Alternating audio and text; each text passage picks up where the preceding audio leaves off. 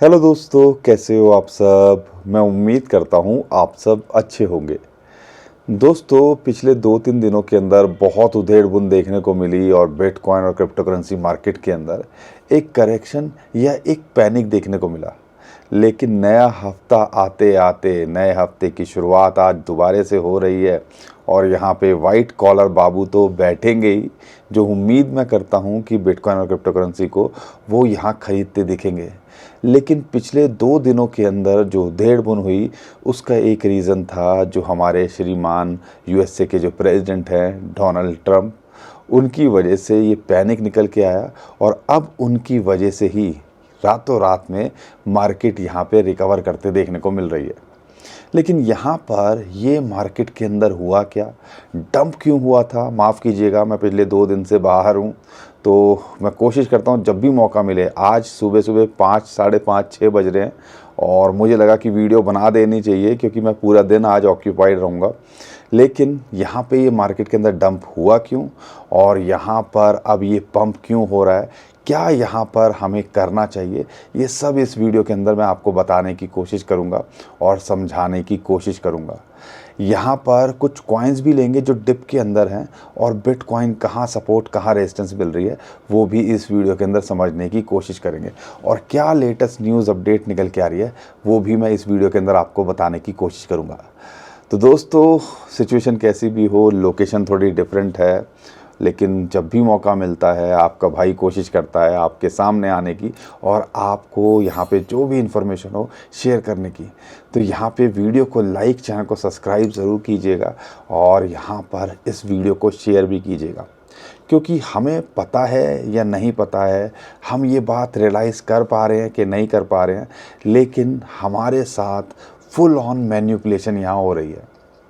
यहाँ पर Donald Trump साहब की बात करते हैं तो 2 दिन पहले देखो, जब मार्केट के अंदर जो वाइट कॉलर बाबू होते हैं या आप कह लीजिए जो भी स्टॉक मार्केट होती है या ग्लोबल मार्केट्स होती हैं, वो बिटकॉइन क्रिप्टो करेंसी मार्केट की तरह 24 घंटे नहीं चलती।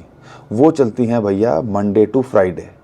फ्राइडे शाम को उन्होंने एक नई अनाउंसमेंट करी कि हम जो है यूरोप पे 50% टैरिफ लगाने जा रहे हैं और यहाँ पे टैरिफ जो है वो 1 जून से शुरू हो जाएगा। उसकी वजह से बिटकॉइन और क्रिप्टो करेंसी मार्केट पे इम्पैक्ट देखने को मिला। जो बिटकॉइन $12,000 को छू गया था, वो 1,06,000 यानी कि $1,12,000 को जो छू गया था, $1,06,000 के आसपास आ गया और यहाँ पे अभी जो है $1,09,000 के आसपास ट्रेड कर रहा है। तो यहाँ पर जो है यूएसए की मार्केट हो, ग्लोबल मार्केट हो, उस पर कुछ खास इम्पैक्ट तो पड़ा नहीं, क्योंकि भैया वीकेंड के अंदर ये सारी चीज़ें हुई। लेकिन जो हमारी क्रिप्टो करेंसी मार्केट थी, उसकी उसने हालत खस्ता कर दी और हमारे साथ में इन शॉर्ट बैंड बजा दी। अब यहाँ पे नया हफ्ता शुरू हो रहा है। यूएसए की मार्केट जब खुलेंगी, शाम को यूरोपियन मार्केट जब खुलेंगी, वो तो यहाँ पे अच्छा करते दिखेंगी क्योंकि फ्यूचर उनके नेगेटिव्स आ रहे थे। लेकिन अब जो है इस स्टेटमेंट के बाद में कि यहाँ पर डोनाल्ड ट्रंप ने 9 जुलाई तक इसको एक्सटेंड कर दिया है, यानी कि अब उसको पॉज कर दिया है। तो ये 2 दिनों के अंदर कुछ खास impact in stock market, global market पे तो पड़ा नहीं, लेकिन overall crypto currency market, bitcoin पे उसका इम्पैक्ट देखने को मिला। और जैसे ही अभी ये 5-6 बजे के आसपास न्यूज़ निकल के आई है, 4-5 बजे, तो आप देखो मार्केट के अंदर दोबारा से रिवर्सल देखने को मिल रहा है और क्रिप्टो करेंसी मार्केट के अंदर दोबारा से एक रिकवरी देखने को मिल रही है। तो ये होता है एक स्टेटमेंट से, एक अगर कोई ऐसी बात कर दे जिससे इम्पैक्ट पड़ता हो। तो यहाँ पर क्रिप्टो करेंसी मार्केट के अंदर पिछले 2 दिनों के अंदर इसकी वजह से करेक्शन देखने को मिली, क्योंकि ओवरऑल मार्केट के अंदर देखते हैं, हिस्ट्री के अंदर 2025 की बात करते हैं, यहाँ पे ब्लैक रॉक ने 30 दिन, या आप कह लीजिए बिटकॉइन ईटीएफ के इतिहास की बात करते हैं, लगातार 30 दिन हो गए हैं उनको बिटकॉइन को ख़रीदते हुए, यानी कि उनका इनफ्लो नेगेटिव नहीं था, पॉजिटिव था। लगातार पिछले 30 दिनों से, ये भी एक रिकॉर्ड है, लगातार पिछले 30 दिनों से वो यहाँ पे बाइंग कर रहे हैं। और अगर इनफ्लो की बात करते हैं बिटकॉइन के ईटीएफ के अंदर, उसने भी 2025 के अंदर एक रिकॉर्ड बनाया है। तो आप मुझे बताइए कि बिटकॉइन ETF वाले तो लगातार ख़रीद रहे हैं, $1 लाख के ऊपर भी ख़रीद रहे हैं। यहाँ पर बिटकॉइन इतना नहीं गिरा जितना इस न्यूज़ की वजह से गिर सकता था, तो उसका भी कहीं ना कहीं पता चल रहा है कि एक बाइंग देखने को मिल रही है। अब यहाँ पे bitcoin crypto currency market recover भी करते देखने को मिल रही है इस न्यूज़ के बाद में।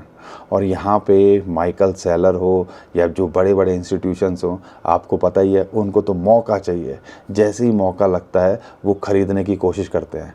और माइकल सेलर ने तो फिर अपना जो है ट्रैकर बिटकॉइन का वो शेयर किया, और जब भी वो संडे को शेयर करते हैं तो मंडे को एक नई अनाउंसमेंट निकल के आती है कि उन्होंने बिटकॉइन यहाँ ख़रीदे हैं। और ये मत भूलिएगा 2.1 बिलियन के स्टॉक्स वो और या शेयर्स और सेल कर रहे हैं ताकि वो और बिटकॉइन खरीद सके। तो ये बड़े बड़े इंस्टीट्यूशंस हैं, ये सब तो लगे ही हुए हैं, लेकिन अल्टीमेटली हमारे साथ क्या होता है, हम शॉर्ट टर्म में देख रहे हैं। लेकिन अगर आपने थोड़ा सा डिफरेंशिएट करना शुरू कर दिया कि शॉर्ट टर्म में है, जब ऐसे मौके आते हैं तो ये लाइंस पे हमने ट्रेड करना है। ज़्यादातर जो कॉइन्स थे करेक्ट किए और वहाँ पे सपोर्ट जहाँ मिलनी चाहिए थी वहाँ मिली और वहाँ से रिकवर करते देखने को मिल रहा है। लेकिन हम फ़र्क भूल जाते हैं कि शॉर्ट टर्म में कैसे ट्रेड करें, लॉन्ग टर्म के अंदर हम कैसे फोकस करें, या हमें कम से कम 2025 बिताना है तो किस हिसाब से बिताएंगे।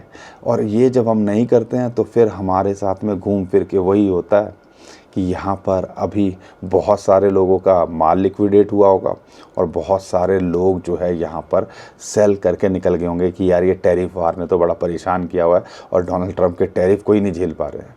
यहाँ पे एक बड़ी वेल जो है हाइपर लिक्विड पे, उसने अपनी पोजीशन ओपन करी थी शॉर्ट की, और इस स्टेटमेंट के बाद में उसने लॉस के अंदर अपनी पोजीशन को क्लोज किया है। तो आप समझ सकते हो कि यहाँ पर उनको भी एक आइडिया होगा, वेल्स भी समझ रहे हैं कि जो यूरोप वाली जो न्यूज़ थी उसका इम्पैक्ट अब ठंडा होता देखने को मिलेगा। तो ये सारी चीज़ें हमारे साथ में चल रही हैं और हमें भी कहीं ना कहीं इन चीज़ों को ध्यान में रखना चाहिए कि भैया जो हमें लगता है ना उससे बहुत बड़ा ये खेल है, और वेल्स को, मैनिपुलेटर्स को तो सिर्फ मौका चाहिए।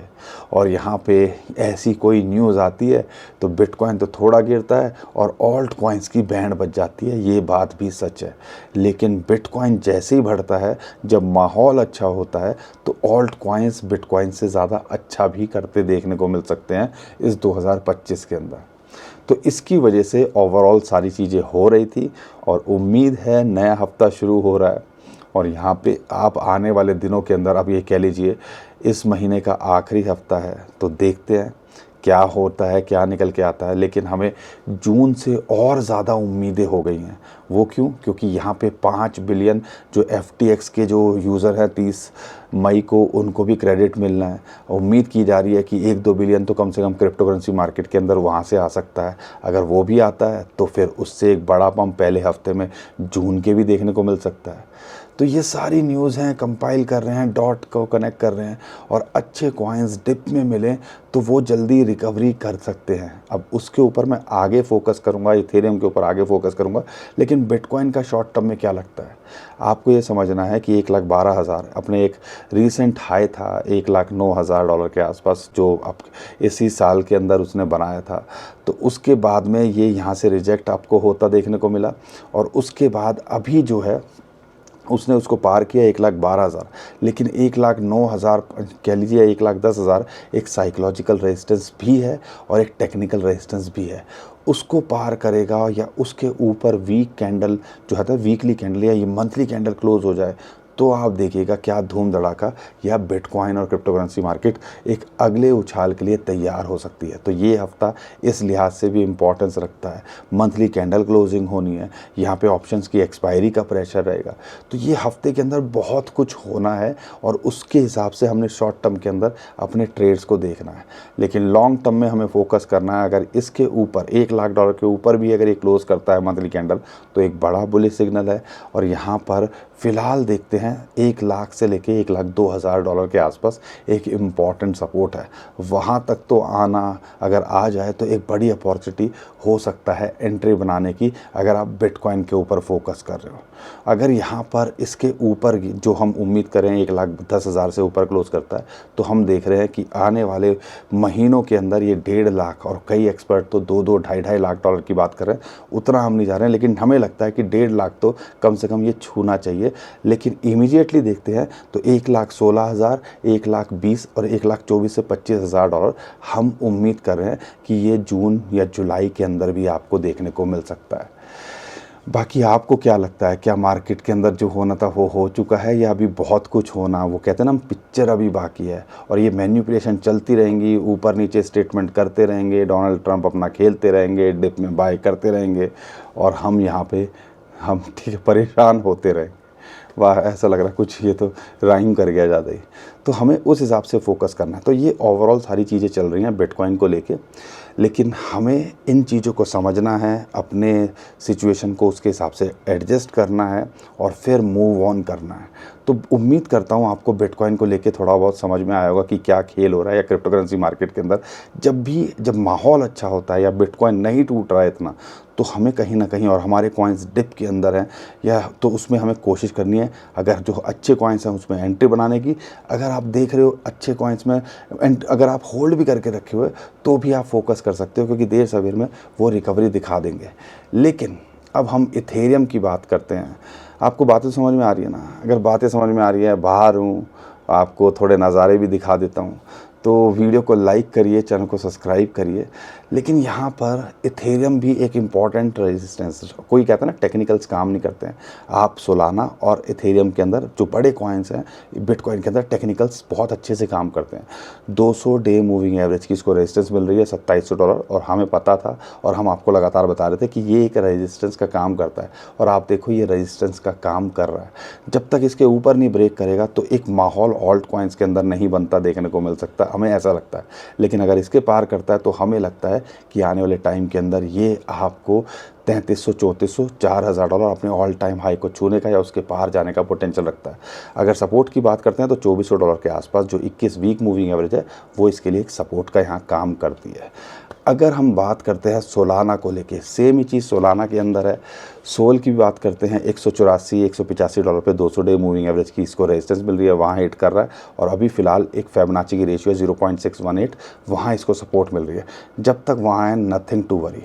और जब मार्केट ऐसे पंप करती है, जो हमने देखा है बिटकॉइन के अंदर या कई कॉइन्स के अंदर, इथेरियम के अंदर देख लो, 1,600-1,400 डॉलर से ये जो है 2,700 डॉलर छू गया था, तो थोड़ी करेक्शन या थोड़ा सा यहाँ पे स्टेबल रहने की कोशिश करता है। और इन चीज़ों को हमने समझना चाहिए, क्योंकि मार्केट ऐसे ऐसे भागती है, ऐसे नहीं भागती, आकाश तो नहीं बनती, धीरे धीरे फिर ऊपर नीचे होएगी, फिर थोड़ा ऊपर जाएगी, फिर थोड़े नीचे होएगी, ऐसे चलती है, और हमने इस हिसाब से अपने आप को ढालना है। बाकी दोस्तों, अगर अच्छे कॉइन्स में बने हो, हर कैटेगरी का एक बढ़िया कॉइन जो है आप पिक कर लो। अगर आप देख रहे हो लेयर के अंदर, तो आपने ARB पे फोकस कर सकते हो। इथेरियम भागेगा तो ARB जो है भागता हमें देख सकता है। AI के अंदर देख रहे हो तो नियर, बिटेंसर, टाओ, उस पर फोकस कर सकते हो। अगर RW पे देख रहे हो तो ओंडो पे फोकस कर सकते हो। तो ऐसे गेमिंग के अंदर देख रहे हो गाला या BMAX पे फोकस कर सकते हो। AI एजेंट्स के अंदर देख रहे हो तो हमने बोला फाला हो गया, उस पे फोकस कर सकते हो। वर्चुअल्स पे फोकस कर सकते हो। तो ये आपको डिसाइड करना है। तो हम तो कोशिश करते हैं हर कैटेगरी का टॉप कॉइन के अंदर फोकस करने की, और जिस हिसाब से जब भी मौका मिले तो उसके अंदर डिप में यहाँ पे बाइंग करने की, या डॉलर कॉस्ट एवरेज करने की, या एवरेज करने की, कई लोग बोलते हैं। नई नई टर्म्स आती हैं, डिफरेंट टर्म्स आती हैं, हमें उसके हिसाब से सारी चीज़ें करनी चाहिए। लेकिन समझदारी यही कहती है, शॉर्ट टर्म मतलब शॉर्ट टर्म लाइंस पे ट्रेड करना है, लॉन्ग टर्म मतलब हम 2028-30 का देख रहे हैं, लेकिन मिड टर्म 2025 जो हम इस टाइम पे फोकस कर रहे हैं कि कम से कम हम 2025 के अंदर जो उम्मीद करते हैं, हर 4 साल के साइकिल से जो आखिरी साइकिल जो साल होता है वो बुलिश होता है, तो कहीं ना कहीं ये 2025 के अंदर बिटकॉइन ने जिस हिसाब से 1 लाख डॉलर के ऊपर दोबारा से रिवर्सल दिखाया है और अभी मोमेंटम के अंदर आ रहा है, तो अभी हमें यहाँ इंतज़ार करना चाहिए, कम से कम 2025 में टिके रहने की कोशिश करनी चाहिए। बाकी दोस्तों, हम कोई फाइनेंशियल एडवाइज़र नहीं है। हम कोशिश करते हैं जो भी इन्फॉर्मेशन हो, अपडेट हो, आपके साथ शेयर करने की, तो वो हम करते रहते हैं। तो हमारे चैनल को सब्सक्राइब कर लीजिएगा, वीडियो को लाइक करिएगा, ठीक है। लेकिन एक छोटा सा काम ज़रूर कीजिएगा, अपनी रिसर्च ज़रूर कीजिएगा और यहाँ पे अपने फाइनेंशियल एडवाइज़र से पूछ के कुछ भी कीजिएगा, क्योंकि कुछ ऐसे दिन आते हैं जब आपको लगता है कि भैया मार्केट के अंदर हो गया दोबारा से बंटाधार, जो पिछले 2 दिनों से कई कॉइन्स के अंदर कई लोगों ने सोचा होगा या झेला होगा। तो इसीलिए कहते हैं कि रिसर्च अपनी करके रखो, अपने रिस्क को देख के चलो, अपने फाइनेंशियल एडवाइज़र से पूछ के चलो। तो दोस्तों आज के लिए इतना ही था। उम्मीद करता हूँ हर बार की तरह आपको हमारा कंटेंट अच्छा लगा होगा। वीडियो पसंद आई है तो वीडियो को लाइक, चैनल को सब्सक्राइब कीजिए, ट्विटर टेलीग्राम को भी हमारे फॉलो कर लीजिए। नीचे डिस्क्रिप्शन में जो लिंक है उसी से कीजिएगा। बहुत सारे स्कैमर हमारे नाम से स्कैम करने की कोशिश कर रहे हैं, उससे भी आप बच पाओगे। अभी के लिए विदा लेता हूँ। खुश रहिए, मुस्कुराते रहिए, कमाते रहिए। आपका दोस्त पंकज। थैंक यू, नमस्कार, धन्यवाद।